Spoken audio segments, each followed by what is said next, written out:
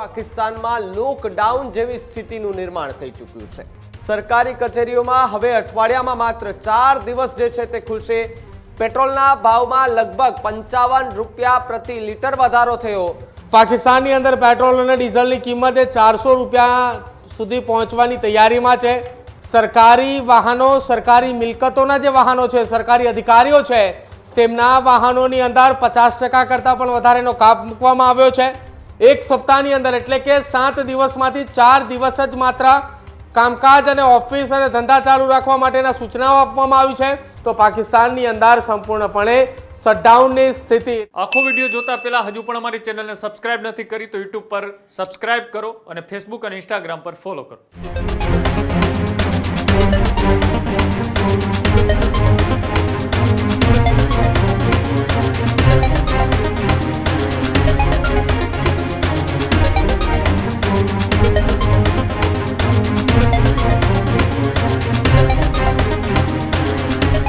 પાકિસ્તાનમાં લોકડાઉન જેવી સ્થિતિનું નિર્માણ થઈ ચૂક્યું છે।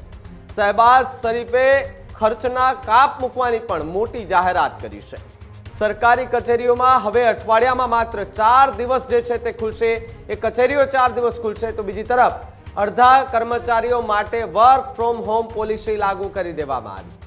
સ્કૂલોએ 2 અઠવાડિયા માટે બંધ રાખવાનો નિર્ણય કરાયો। મંત્રીઓ અને સલાહકારોના એ વિદેશ પ્રવાસો પર રોક લગાવી દેવામાં આવી છે।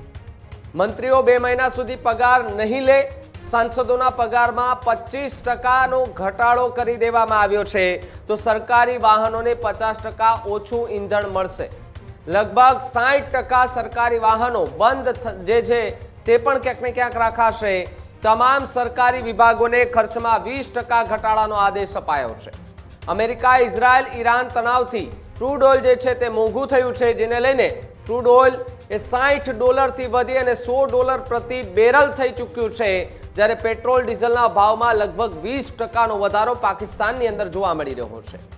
પેટ્રોલના ભાવમાં લગભગ 55 રૂપિયા પ્રતિ લીટર વધારો થયો તો બીજી તરફ એ પેટ્રોલની કિંમત 335.86 રૂપિયા પ્રતિ લીટર જોવા મળી રહી છે। ડીઝલનો અત્યારનો ભાવ એ 321.70 રૂપિયા પ્રતિ લીટર જોવા મળી રહ્યો છે। જ્યારે લાહોર અને કરાચીમાં જે પેટ્રોલ પંપ આવેલા છે તેના પર લોકોની ભીડ જોવા મળી રહી છે। લોકોને ઓઇલ અછતનો ડર સતાવતો રહ્યો છે। જ્યારે વધતી કિંમતોના કારણે પાકિસ્તાનમાં ફરી એકવાર આર્થિક ચિંતા વધતી જોવા મળી રહી છે। પહેલાથી જ ભૂખમરામાંથી પસાર થતું પાકિસ્તાન વધુ ભૂખમરામાં હોમાઈ રહ્યું છે અને ક્રૂડ ઓઇલના કારણે જ્યાં પેટ્રોલ અને ડીઝલ એ મોંઘું થતું જોવા મળી રહ્યું છે। હવે લોકડાઉન જેવી સ્થિતિનું નિર્માણ પણ થઈ ચૂક્યું છે। કારણ કે જે પ્રમાણે સ્કૂલોના વાહનો પર જે છે તે કાપ મૂકવામાં આવ્યો કે ભાઈ એમના વાહનો ઓછા થઈ જશે। 20%નો કાપ મૂકવામાં આવ્યો। સાંસદો જે છે તેમના જે કહી શકાય કે વાહનો છે એની અંદર 50%નો કાપ મૂકવામાં આવ્યો છે। આ બધી જ નીતિઓને એક સૂચના જે છે તે ઉપરથી આપી દેવામાં આવી છે। પ્રદીપ મારી સાથે જોડાયા છે ન્યૂઝ રૂમથી। પ્રદીપ, આ યુદ્ધની સ્થિતિ વચ્ચે પાકિસ્તાનની અંદર ક્યાંક ને ક્યાંક સરકારી વાહનો જે છે તેમાં 50% જેટલો એ ઘટાડો કરવામાં આવ્યો છે અને એક ઓઇલ અને પેટ્રોલ અને ડીઝલની એક લિમિટ બાંધી દેવામાં આવી છે ને હાલ અત્યારે લોકડાઉન જેવી સ્થિતિનું નિર્માણ થઈ ચૂક્યું છે। બિલકુલ ભાવિક, યુદ્ધની પરિસ્થિતિ આમ તો યુદ્ધ 2 દેશો વચ્ચે ચાલી રહ્યું છે। ઈરાન અને ઇઝરાયલ ટેકો ઇઝરાયલને અમેરિકા એ આપી રહ્યું છે, પણ સ્થિતિએ પાકિસ્તાનની કફોડી થતી જોવા મળી રહી છે।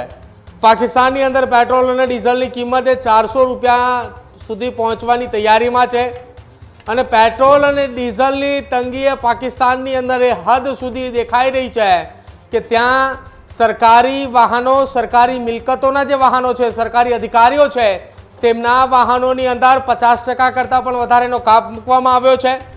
જે અધિકારીઓ એ નીચેના લેવલ ઉપર કામ કરી રહ્યા છે તેમને પૂરેપૂરો કાપ મૂકવામાં આવ્યો છે। એટલે કે પાકિસ્તાનની અંદર ગ્રામ્ય લેવલે જે અધિકારીઓ કામ કરી રહ્યા છે કે જે સરકારી વાહનનો ઉપયોગ કરી રહ્યા છે એ તમામ કર્મચારીઓને વાહનનો ઉપયોગ ન કરવા માટેની સૂચનાઓ આપવામાં આવી છે। સાથે જ પાકિસ્તાનની અંદર સાંસદ સભ્યો સહિતના જે મંત્રીઓ છે તેમની સિક્યુરિટી ઘટાડવામાં આવી છે, એટલે કે વાહનનો ઓછો ઉપયોગ થાય અને જે વાહનનો ઉપયોગ થઈ રહ્યો છે એમાં પણ કાપ મૂકી અને 50% જેટલો વાહનનો ઉપયોગ કરે તે પ્રકારની તૈયારીઓ એ કરી નાખવામાં આવી છે. એટલે કે સ્થિતિ એક તરફ જોવા જઈએ પાકિસ્તાનની અંદર તો લોકડાઉન જેવી સ્થિતિ જે છે તેનું અમલીકરણ કરવામાં આવ્યું છે. 4 દિવસ એક સપ્તાહની અંદર એટલે કે 7 દિવસમાંથી 4 દિવસ જ માત્ર કામકાજ અને ઓફિસ અને ધંધા ચાલુ રાખવા માટેના સૂચનાઓ આપવામાં આવી છે.